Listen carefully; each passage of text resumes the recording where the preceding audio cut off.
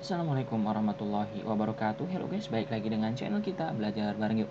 Oke, pada kesempatan kali ini kita akan melanjutkan pembahasan kita pada PP nomor 22 tahun 2021 tentang penyelenggaraan, perlindungan, dan pengelolaan lingkungan hidup. Oke, seperti pada biasanya kita akan membagi dua layar ini. Pada sebelah kanan kali ini adalah penjelasannya ya. Kemudian di sebelah kiri ini adalah pasal dan ayat-ayat substansinya gitu ya. Oke, jadi sebelah kanan ini penjelasannya, sebelah kiri adalah ayat dan pasal-pasalnya. Oke, bismillahirrahmanirrahim. Mari kita mulai dari pasal 351. Ayat 1, penghasil limbah B3 yang melakukan kegiatan pengolahan limbah B3 wajib A. Melaksanakan kewajiban sebagaimana tercantum dalam persetujuan teknis pengelolaan limbah B3 untuk kegiatan pengolahan limbah B3. B. Melakukan penyimpanan limbah B3 yang dihasilkan di tempat penyimpanan limbah B3 sebagaimana dimaksud dalam pasal 286 sampai pasal 291. C. Melakukan pengemasan limbah B3 yang dihasilkannya sebagaimana yang dimaksud dalam pasal 292. D. Melakukan pengumpulan limbah B3 yang dihasilkannya sesuai dengan ketentuan sebagaimana dimaksud dalam pasal 298. E. Melakukan pengolahan limbah B3 yang dihasilkannya sesuai dengan ketentuan dalam persetujuan teknis atau pertek pengelolaan limbah B3 untuk kegiatan pengolahan limbah B3. F. Memenuhi standar pelaksanaan pengolahan limbah B3 sebagaimana dimaksud dalam pasal 345 dan pasal 346. G. Menaati baku mutu air limbah jika pengolahan limbah B3 menghasilkan air limbah. H. Melakukan penyimpanan residu dan atau sisa pembakaran jika pengolahan limbah B3 dilakukan dengan cara termal. I. Menyusun dan menyampaikan laporan pembangunan fasilitas pengolahan limbah B3 bagi penghasil limbah B3 yang belum memiliki fasilitas pengolahan limbah B3. J. Menyusun dan menyampaikan laporan uji coba pengolahan limbah B3 bagi pengolahan limbah B3. 1. Dengan cara termal sebagaimana dimaksud dalam pasal 343 ayat 1 huruf A, dan 2. Dengan cara lain sesuai dengan perkembangan ilmu pengetahuan dan teknologi sebagaimana dimaksud dalam pasal 343 ayat 1 huruf C yang tidak memiliki SNI. K. Menyusun dan menyampaikan laporan pengolahan limbah B3. L. Memiliki dan melaksanakan sistem tanggap darurat berupa dokumen program kedaruratan pengelolaan limbah B3. Dan M. Memiliki tenaga kerja yang memiliki sertifikat kompetensi di bidang pengelolaan limbah B3. Ayat kedua, dalam hal pengolahan limbah B3 dilakukan dengan cara termal.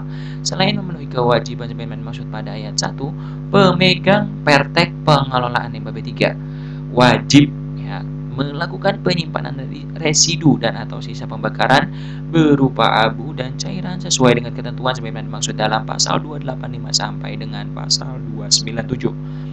Ayat ketiga, dalam hal pengolahan limbah B3 dilakukan dengan cara stabilisasi dan solidifikasi. Selain memenuhi kewajiban sebagaimana dimaksud pada ayat 1, pemegang persetujuan teknis pengolahan limbah B3 wajib melakukan penimbunan limbah B3 hasil stabilisasi dan solidifikasi di fasilitas penimbunan akhir limbah B3. Ayat 4, laporan pembangunan fasilitas pengolahan limbah B3 sebagaimana maksud pada ayat 1 huruf I disampaikan kepada Menteri paling lambat 14 hari sejak selesainya pembangunan fasilitas pengolahan limbah B3.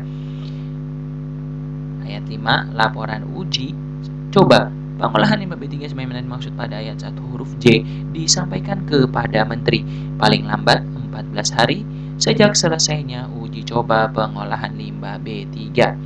Ayat 6, laporan pengolahan limbah B3 sebagaimana dimaksud pada ayat 1 huruf K disampaikan kepada Menteri paling lambat 1 kali dalam 6 bulan sejak pertek pengelolaan limbah B3 diterbitkan. Pasal 351 tidak ada penjelasan. Selanjutnya pasal 352 ayat 1, berdasarkan laporan pembangunan fasilitas pengolahan limbah B3 sebagaimana dimaksud dalam pasal 351 ayat 1 huruf I, Menteri melakukan verifikasi paling lambat 10 hari kerja sejak laporan diterima. Jadi setelah laporan diterima tadi ya, 14 hari kan, itu harus dilaporkan kepada menteri. Kemudian setelah paling lambatnya 14 hari, misalkan 14 hari ataupun sebelum 14 hari sudah diterima oleh menteri, maka paling lambatnya setelah diterima itu 10 hari kerja sejak laporan diterima, menteri wajib melakukan verifikasi. Ayat keduanya, dalam hal hasil verifikasi sebagaimana dimaksud pada ayat 1 menunjukkan fasilitas pengolahan limbah B3A sesuai dengan pertek ya pengelolaan limbah B3. Untuk kegiatan pengolahan limbah B3, Menteri menerbitkan SLO surat laik operasi kegiatan pengolahan limbah B3. Bagi kegiatan pengolahan limbah B3 yang tidak wajib melakukan uji coba pengolahan limbah B3 atau B tidak sesuai dengan persetujuan teknis pengelolaan limbah B3 untuk kegiatan pengolahan limbah B3, Menteri menyampaikan surat agar penghasil limbah B3 mengubah rencana pembangunan fasilitas pengolahan limbah B3 yang termuat dalam Pertek Pengelolaan Limbah B3. Ayat 3, penerbitan SLO atau penyampaian surat sebagaimana dimaksud pada ayat 2 dilakukan paling lama 7 hari setelah verifikasi dilakukan. Jadi verifikasi selesai dilakukan, maka 7 hari itu bila sudah sesuai ya, maka SLO atau penyampaian surat itu diterbitkan atau diterbitkan lah ya, diterbitkan SLO atau surat itu ya, baik itu sesuai. Kalau sesuai maka keluar SLO, dan kalau tidak sesuai maka dibuatlah surat agar penghasil limbah tadi mengubah rencana pembangunan fasilitas pengolahan limbah B3-nya. Dengan penerbitan SLO dan ataupun penyampaian suratnya tadi itu paling lamanya 7 hari setelah verifikasi dilakukan.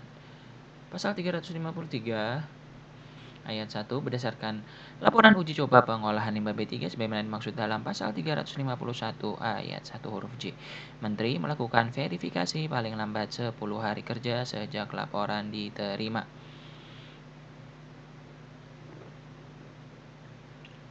Ayat 2-nya, dalam hal hasil verifikasi sebagaimana dimaksud pada ayat 1 itu pengolahan limbah B3-nya A sesuai, maka Menteri menerbitkan SLO gitu ya. Kalau tidak sesuai maka disampaikan Menteri maka menyampaikan surat agar penghasil limbah B3 mengubah proses pengolahan limbah B3-nya. Ayat ketiganya, penerbitan SLO atau penyampaian surat sebagaimana dimaksud pada ayat 2 ini dilakukan paling lama 7 hari setelah verifikasi dilakukan. Jadi ya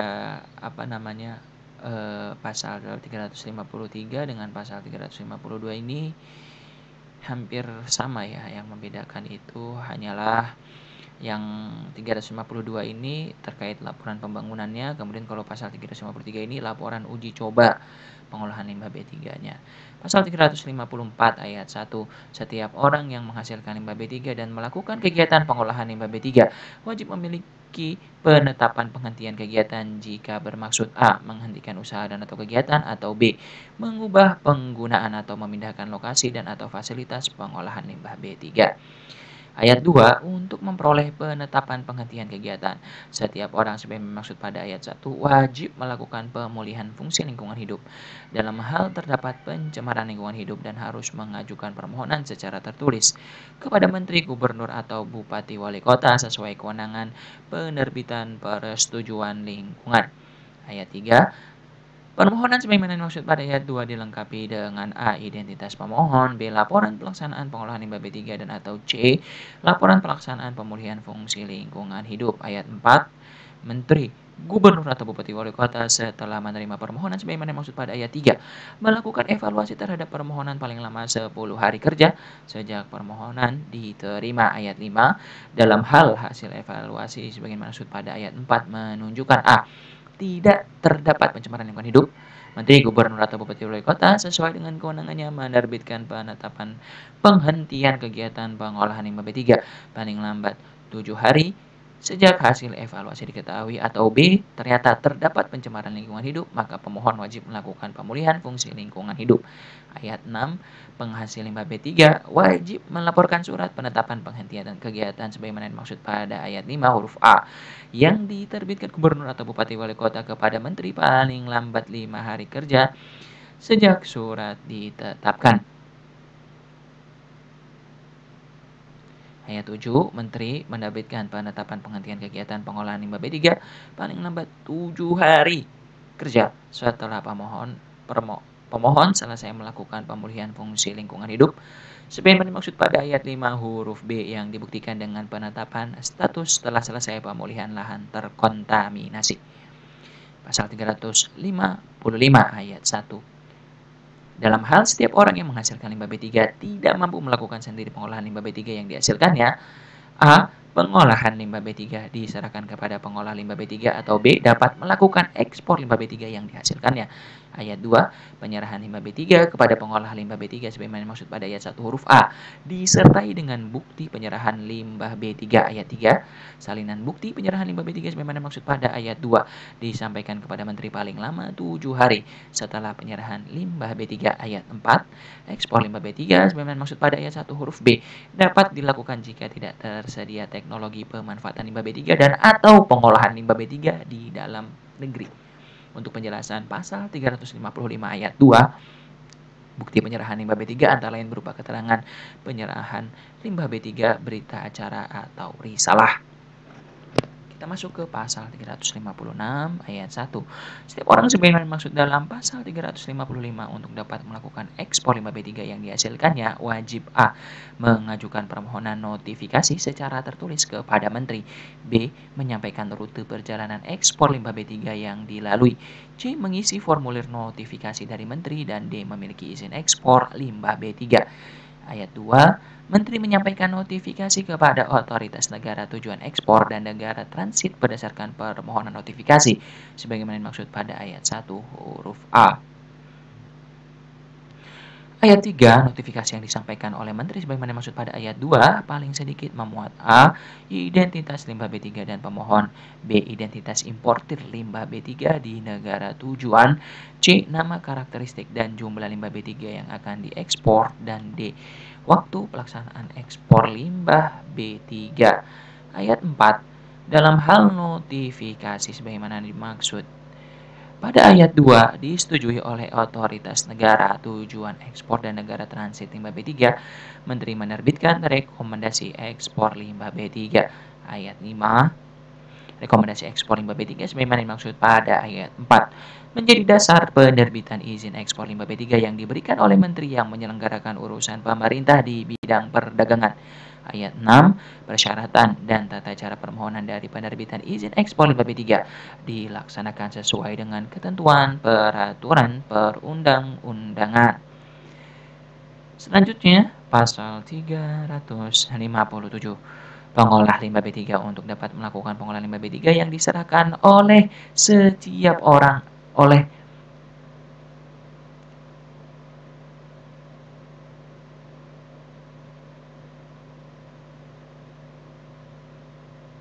pengolah saya ulangi ayat satunya, pengolahan limbah B3, pengolah limbah B3 untuk dapat melakukan pengolahan limbah B3 yang diserahkan oleh setiap orang sebagaimana dimaksud dalam pasal 355 ayat 1 huruf A wajib memiliki A. Persetujuan lingkungan Pertek ya, B. Perizinan berusaha di bidang usaha pengelolaan limbah B3.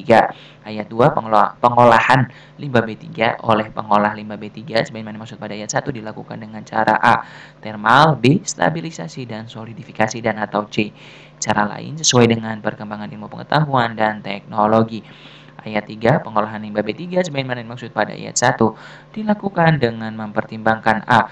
Ketersediaan teknologi, dan B. Standar lingkungan hidup atau baku mutu lingkungan hidup.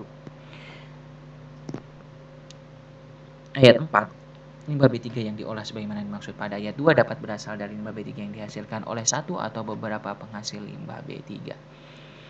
Pasal 357 tidak ada penjelasan, maka kita lanjutkan ke pasal 358.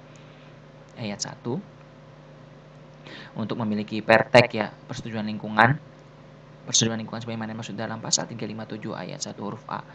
Pengolah limbah B3 wajib memiliki persetujuan teknis pengolahan limbah B3 untuk kegiatan pengolahan limbah B3. Nah, jadi untuk memiliki persetujuan teknis, persetujuan lingkungan ya, untuk mendapatkan persetujuan lingkungan maka pengolah limbah B3 wajib terlebih dahulu memiliki perteknya dulu, pertek pengelolaan limbah B3. Ya, ayat keduanya, pengolah limbah B3 sebagaimana dimaksud pada ayat 1 mengajukan permohonan pertek pengelolaan limbah B3 kepada Menteri dilengkapi dengan persyaratan yang meliputi, nah ini bisa teman-teman baca dari poin A hingga poin M ya. Untuk pasal 358 ini ada sedikit penjelasan pada huruf C-nya. Angka kedua ya. Jadwal pelaksanaan pembangunan fasilitas pengolahan limbah B3 memuat informasi tentang uraian kegiatan pembangunan fasilitas dan lini masa atau timeline pembangunan fasilitas.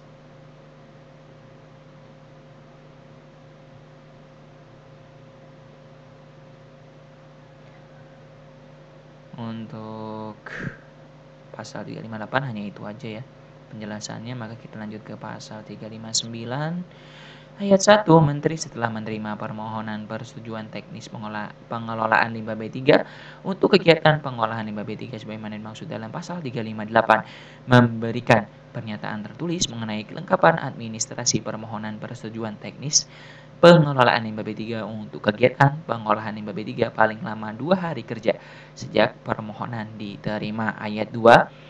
Setelah permohonan dinyatakan lengkap, Menteri melakukan verifikasi paling lama 7 hari kerja. Ayat 3. Dalam hal hasil verifikasi sebagaimana maksud pada ayat 2 menunjukkan A. Permohonan persetujuan teknis pengelolaan limbah B3 memenuhi persyaratan, Menteri menerbitkan persetujuan teknis pengelolaan limbah B3 untuk kegiatan pengolahan limbah B3 paling lama 7 hari kerja sejak hasil verifikasi diketahui, atau B. Permohonan persetujuan teknis pengelolaan limbah B3 tidak memenuhi persyaratan, maka Menteri menolak permohonan persetujuan teknis pengelolaan limbah B3 untuk kegiatan pengolahan limbah B3 paling lama 7 hari kerja sejak hasil verifikasi diketahui disertai dengan alasan penolakan. Kita masuk ke pasal 360 ayat 1. Persetujuan teknis pengelolaan limbah B3 untuk kegiatan pengolahan limbah B3 wajib diubah dalam hal terjadi perubahan terhadap persyaratan yang meliputi A. Nama dan karakteristik limbah B3 yang diolah, B. Desain teknologi metode proses kapasitas dan atau fasilitas pengolahan limbah B3 dan atau C. Bahan baku dan atau bahan penolong berupa limbah B3 untuk campuran pengolahan limbah B3. Ayat 2, permohonan perubahan persetujuan teknis pengelolaan limbah B3 sebagaimana maksud pada ayat 1 diajukan secara tertulis kepada Menteri. Ayat ketiga, Menteri melakukan evaluasi terhadap permohonan perubahan persetujuan teknis pengelolaan limbah B3 paling lamanya 10 hari kerja sejak permohonan perubahan persetujuan teknis diterima. Ayat 4, dalam hal hasil evaluasi sebagaimana dimaksud pada ayat 3 menunjukkan A. Kesesuaian data, maka Menteri menerbitkan perubahan persetujuan teknis pengolahan limbah B3 untuk kegiatan pengolahan limbah B3 paling lamanya 7 hari kerja sejak hasil evaluasi diketahui, atau B.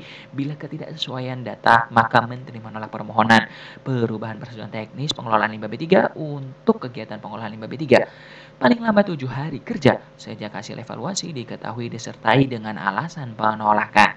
Ayat kelima, perubahan persetujuan teknis pengelolaan limbah B3 sebagaimana dimaksud pada ayat 4 huruf A menjadi dasar dalam perubahan persetujuan lingkungan.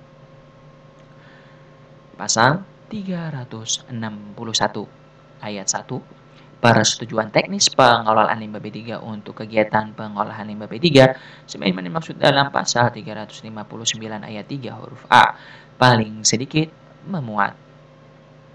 Nah, ini paling sedikitnya memuat untuk pertek pengolahan limbah B3-nya ya. Ini paling sedikit memuat informasi. Nah, ini teman-teman bisa baca dari poin huruf A hingga huruf D ya. Kemudian persyaratan teknisnya untuk pengolahan limbah B3 ini meliputi, nah ini di ayat 1 huruf D dari angka 1 hingga angka 11. Ayat kedua, kewajiban pemegang pertek pengolahan limbah B3 untuk kegiatan pengolahan limbah B3 sebagaimana maksud pada ayat 1 huruf C paling sedikit meliputi A.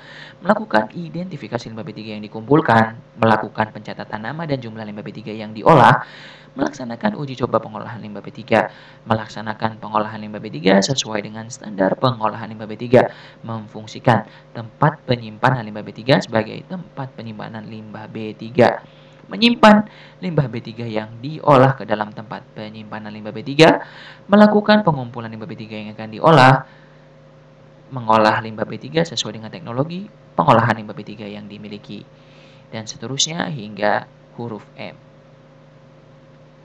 untuk pasal 361 ini ada penjelasan pada ayat 2 huruf A ya. Ini kan melakukan identifikasi limbah B3 yang dikumpulkan, ini penjelasannya adalah menentukan sumber dan karakteristik limbah B3. Informasi mengenai karakteristik limbah B3 diperlukan untuk mengolah limbah B3 dengan tepat. Maka perlu itu ya untuk melakukan identifikasi limbahnya terlebih dahulu. Jadi inline gitu antara sumber, jenis limbahnya, kemudian pengolahan limbah B3-nya seperti apa yang tepat gitu. Selanjutnya, pasal 362 ayat 1, pengolah limbah B3 wajib A. Melaksanakan kewajiban sebagaimana tercantum dalam Pertek pengolahan limbah B3 untuk kegiatan pengolahan limbah B3. B. Melakukan penyimpanan limbah B3. C. Melakukan pengemasan limbah B3. D. Melakukan pengumpulan limbah B3. E. Melakukan pengolahan limbah B3 yang dihasilkannya sesuai dengan ketentuan Pertek pengolahan limbah B3. F. Memenuhi standar pelaksanaan pengolahan limbah B3. G. Menaati baku mutu air limbah jika pengolahan limbah B3 menghasilkan air limbah. H. Melakukan penyimpanan residu dan atau sisa pembakaran. Yang H ini tadi, jika pengolahan limbah B3 dilakukan secara termal ya. I. Menyusun dan menyampaikan laporan pembangunan fasilitas pengolahan limbah B3. J. Menyusun dan menyampaikan laporan uji coba pengolahan limbah B3. K. Menyusun dan menyampaikan laporan pengolahan limbah B3. L. Memiliki dan melaksanakan sistem tanggap darurat berupa dokumen program kedaruratan pengelolaan limbah B3. Dan M. Memiliki tenaga kerja yang memiliki sertifikat kompetensi di bidang pengolahan limbah B3. Ayat kedua, dalam hal pengolahan limbah B3 dilakukan dengan cara termal ya, maka pemegang persetujuan teknis pengolahan limbah B3 wajib melakukan penyimpanan residu dan atau sisa pembakaran berupa abu dan cairan sesuai dengan ketentuan dalam pasal 285 sampai dengan pasal 297 ayat 3. Dalam hal pengolahan limbah B3 dilakukan dengan cara stabilisasi dan solidifikasi. Selain memenuhi kewajiban sebagaimana dimaksud pada ayat 1, pemegang persetujuan teknis, pengolahan limbah B3 wajib melakukan penimbunan limbah B3, hasil stabilisasi dan solidifikasi di fasilitas penimbunan akhir limbah B3 ayat 4, laporan pembangunan fasilitas pengolahan limbah B3, sebagaimana pada ayat 1 huruf I disampaikan kepada Menteri paling lambat 14 hari sejak selesainya pembangunan fasilitas pengolahan limbah B3 ayat 5, laporan uji coba pengolahan limbah B3 sebagaimana dimaksud pada ayat 1 huruf C disampaikan kepada Menteri paling lambat 14 hari sejak selesainya uji coba pengolahan limbah B3. Ayat 6, laporan pengolahan limbah B3 sebagaimana dimaksud pada ayat 1 huruf K disampaikan kepada Menteri paling sedikit 1 kali dalam 6 bulan sejak persetujuan teknis pengolahan limbah B3 diterbitkan. Pasal 363 berdasarkan laporan pembangunan fasilitas pengolahan limbah B3 sebagaimana dimaksud pada pasal 362 ayat 4. Menteri melakukan verifikasi paling lambat 10 hari kerja sejak laporan diterima. Ayat 2, dalam hal hasil verifikasi sebagaimana dimaksud pada ayat 1 menunjukkan fasilitasnya A sesuai ya, maka Menteri menerbitkan SLO kegiatan pengolahan limbah B3 bagi kegiatan pengolahan limbah B3 yang tidak wajib dilakukan uji coba pengolahan limbah B3. B. Tidak sesuai persetujuan teknis pengolahan limbah B3 untuk kegiatan pengolahan limbah B3, maka Menteri menyampaikan surat agar pengolahan limbah B3 mengubah rencana pembangunan fasilitas pengolahan limbah B3 yang termuat dalam Pertek pengolahan limbah B3 untuk kegiatan pengolahan limbah B3. Nah, yang poin A ini ada catatan ya, yang tidak wajib dilakukan uji coba pengolahan limbah B3. Kalau wajib ya harus dilakukan uji coba dulu terhadap fasilitas pengolahan limbah B3 yang telah dibangun gitu teman-teman. Ayat ketiganya, penerbitan SLO atau penyampaian surat sebagaimana dimaksud pada ayat 2 dilakukan paling lama 7 hari setelah verifikasi dilakukan. Ayat 4, SLO untuk kegiatan pengolahan limbah B3 sebagaimana dimaksud pada ayat 2 huruf A menjadi dasar dimulainya A. Kegiatan operasional pengolahan limbah B3 dan B. Pengawasan terhadap ketaatan penanggung jawab usaha dan atau kegiatan dalam perizinan berusaha.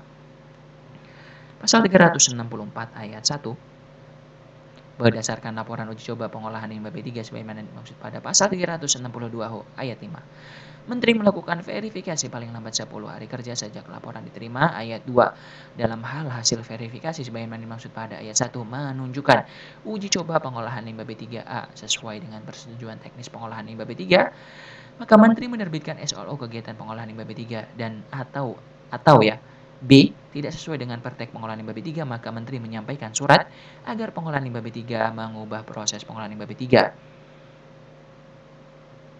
yang termuat mengubah proses pengolahan limbah B3 yang termuat dalam persetujuan teknis pengolahan limbah B3 untuk kegiatan pengolahan limbah B3. Penerbitan SLO atau penyampaian surat dilakukan paling lama 7 hari setelah verifikasi dilakukan. Ayat 4, SLO untuk kegiatan pengolahan limbah B3 sebagaimana dimaksud pada ayat 2 huruf A menjadi dasar dimulainya A. Kegiatan operasional pengolahan limbah B3 dan B. Pengawasan terhadap ketaatan penanggung jawab usaha dan atau kegiatan dalam perizinan berusaha.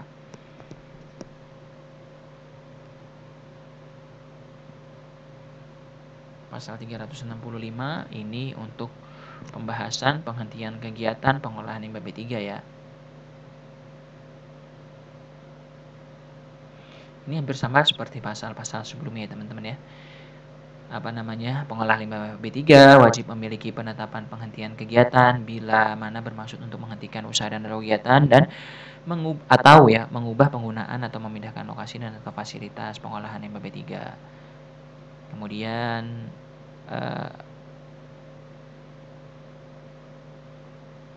maka harus melakukan permohonan tertulis kepada menteri, kemudian isinya ada ini identitas pemohon, laporan pelaksanaan pengolahan limbah B3, kemudian ada laporan pelaksanaan pemulihan fungsi lingkungan hidup.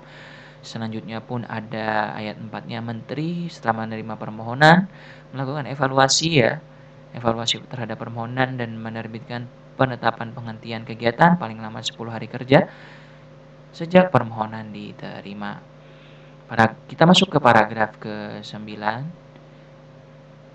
terkait dengan penimbunan limbah bahan berbahaya dan beracun ya, ini penimbunannya. Pasal 366 ayat 1, setiap orang yang menghasilkan limbah B3 wajib melaksanakan penimbunan limbah B3. Ayat 2, dalam hal setiap orang sebagaimana dimaksud pada ayat 1 tidak mampu melakukan sendiri, penimbunan limbah B3 diserahkan kepada penimbun limbah B3. Pasal 367 ayat 1, penimbunan limbah B3 oleh penghasil limbah B3 sebagaimana dimaksud dalam pasal 366 ayat 1 wajib memiliki A. persetujuan lingkungan dan B. perizinan berusaha. Ayat 2, penimbunan limbah B3 sebagaimana dimaksud pada ayat 1 dapat dilakukan pada fasilitas penimbunan limbah B3 berupa A. penimbunan akhir, B. sumur injeksi, C. penempatan kembali di area bekas tambang, D. bendungan penampung limbah tambang, dan atau E. fasilitas penimbunan limbah B3 lain sesuai perkembangan ilmu pengetahuan dan teknologi. Ayat 3, fasilitas penimbunan limbah B3 berupa penimbunan akhir sebagaimana dimaksud pada ayat 2 huruf A terdiri atas fasilitas penimbunan akhir limbah B3A kelas 1, B kelas 2, C kelas 3. Ayat 4, terhadap limbah B3 kategori 2 dari sumber spesifikasi khusus yang memiliki tingkat kontaminasi radioaktif lebih besar dari atau sama dengan 1 becquerel per cm persegi dan atau konsentrasi aktivitas sebesar A 1 becquerel per gram untuk tiap radionuklida anggota deret uranium dan thorium atau B 10 becquerel per gram untuk kalium. Dilakukan penimbunan paling rendah pada fasilitas penimbunan akhir limbah B3 kelas 2 sebagaimana dimaksud pada ayat 3 huruf B. Ayat 5, radionuklida sebagaimana dimaksud pada ayat 4 huruf A meliputi ini ya, uranium 238, plutonium 210, radium 226, radium 228, thorium 228, thorium 230, thorium 234 dan polonium 210. Radionuklida polonium 210 sebagaimana dimaksud pada ayat 5 huruf H hanya berlaku untuk penentuan konsentrasi aktivitas radionuklida anggota deret uranium dan thorium pada limbah B3 yang berasal dari kegiatan eksploitasi dan penghilangan gas bumi. Ayat 7, limbah B3 berupa tailing dari kegiatan pertambangan yang memiliki tingkat kontaminasi radioaktif sebagaimana dimaksud pada ayat 4 dapat ditempatkan pada fasilitas penimbunan limbah B3 berupa bendungan penampung limbah B3. Untuk pasal 367 ini ada penjelasan sedikit pada ayat 2 huruf C. Ayat 2 huruf C ini penempatan kembali di area bekas tambang adalah menempatkan limbah B3 yang dihasilkan dari bahan baku yang bersumber dari kegiatan pertambangan sejenis dan memenuhi ketentuan teknis ke dalam area bekas lubang tambang.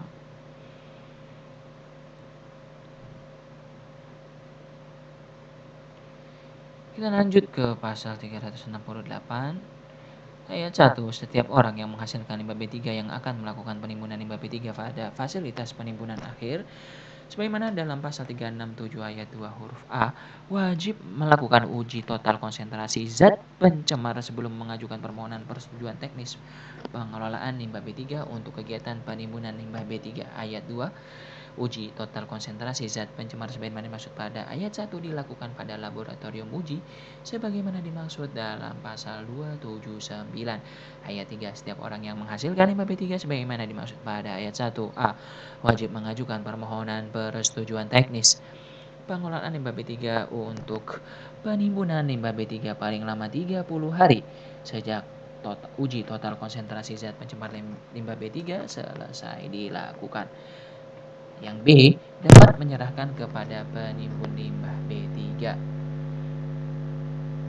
Pasal 368 tidak ada penjelasan, maka kita lanjut ke pasal 369. Ayat 1, lokasi penimbunan limbah B3 harus memenuhi persyaratan yang meliputi A. Bebas banjir, B. Permeabilitas tanah, C. Merupakan daerah yang secara geologis aman, stabil, tidak rawan bencana, dan di luar kawasan lindung, dan D. Tidak merupakan daerah resapan air tanah, terutama yang digunakan untuk air minum. Ayat 2, persyaratan permeabilitas tanah sebagaimana dimaksud pada ayat 1 huruf B tidak berlaku untuk penimbunan limbah B3 yang menggunakan fasilitas berupa A. Sumur injeksi, B. Penempatan kembali di area bekas tambang, C. Bendungan penampung limbah tambang, dan atau D. Fasilitas penimbunan limbah B3 lain sesuai dengan perkembangan ilmu pengetahuan dan teknologi. Ayat ketiganya, permeabilitas tanah sebagaimana dimaksud pada ayat 1 huruf B terdiri atas A. Permeabilitas tanah yang memiliki nilai paling banyak 10 pangkat min 7 cm per detik. Untuk fasilitas penimbunan akhir limbah B3 kelas 1 dan kelas 2, dan B. Permeabilitas tanah yang memiliki nilai paling banyak 10 pangkat minus 5 cm per detik untuk fasilitas penimbunan akhir limbah B3 kelas 3. Pasal 370 ayat 1, fasilitas penimbunan limbah B3 harus memenuhi persyaratan yang meliputi A. Desain fasilitas, B. Memiliki sistem pelapisan yang dilengkapi dengan 1. Saluran untuk pengaturan aliran air permukaan, 2. Pengumpulan air lindi dan pengolahannya, 3. Sumur pantau, dan 4. Lapisan penutup akhir. C. Memiliki peralatan pendukung penimbunan limbah B3 yang paling sedikit terdiri atas 1. Peralatan dan perlengkapan untuk mengatasi keadaan darurat, 2. Alat angkut untuk penimbunan limbah B3, dan 3. Alat pelindung dan keselamatan diri, dan D. Memiliki rencana penimbunan limbah B3, penutupan dan pasca penutupan fasilitas penimbunan limbah B3. Ayat 2, persyaratan memiliki sistem pelapisan sebagaimana dimaksud pada ayat 1 huruf B tidak berlaku untuk fasilitas penimbunan limbah B3 berupa sumber injeksi dan atau penempatan di area bekas tambang. Nah, ini ada penjelasan nih. Pasal 370 ayat 1 huruf B-nya nih, ya. Yang ini sistem pelapisan, ya. Nah, yang dimaksud dengan sistem pelapisan adalah adanya lapisan pelindung yang dibangun untuk mencegah terpaparnya limbah B3 atau air lindi dari limbah B3 ke lingkungan hidup. Lapisan pelindung dapat berupa sintetik linear atau compacted clay atau lapisan lain yang setara yang memiliki permeabilitas yang sama. Lapisan pelindung dapat diberikan dengan double linear dan atau single linear. Mohon maaf ya, dengan double linear dan atau single linear, atau hanya dengan compacted clay. Nah, ini penjelasan juga ayat 1 huruf D-nya. Nah, rencana penimbunan limbah B3, penutupan dan pasca penutupan penimbunan limbah B3 berisi antara lain rencana perlindungan dan pengelolaan lingkungan hidup dalam jangka panjang di fasilitas penimbunan limbah B3. Pasal 371, setiap orang yang menghasilkan limbah B3 wajib melakukan pengolahan limbah B3 sesuai dengan standar pelaksanaan pengolahan limbah B3 sebagaimana dimaksud dalam pasal 345 dan atau pasal 346 untuk limbah B3 yang akan dilakukan penimbunan di fasilitas penimbunan akhir limbah B3. Ayat 2, limbah B3 sebagaimana dimaksud pada ayat 1 wajib ditimbun di fasilitas penimbunan akhir sesuai hasil uji total konsentrasi zat pencemar sebagaimana dimaksud dalam pasal 368. Untuk pasal 371 tidak ada penjelasan. Kita lanjut ke pasal 372 ayat 1. Untuk dapat memiliki persetujuan lingkungan sebagaimana dalam pasal 367 ayat 1 huruf A, setiap orang yang menghasilkan limbah B3 wajib memiliki pertek pengolahan limbah B3 untuk kegiatan penimbunan limbah B3.